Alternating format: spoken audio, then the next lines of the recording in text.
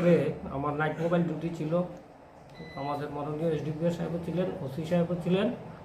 তখন একটা ইনফরমেশন পেয়ে আমরা তারাপুর এই কালাচানবাড়ির উত্তর সাইডে যাই। সেখানে একটা গাড়ি কিছু কাঠ ভর্তি অবস্থায় পাই।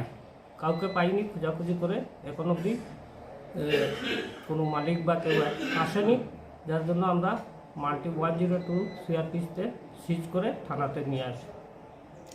পরিমাণে অনুমানিক 30-35 পিস হবে। তো আমরা ওটা সিজ করেছি, পরবর্তীতে আমরা ফরেস্টের হাতে তুলে দেবো।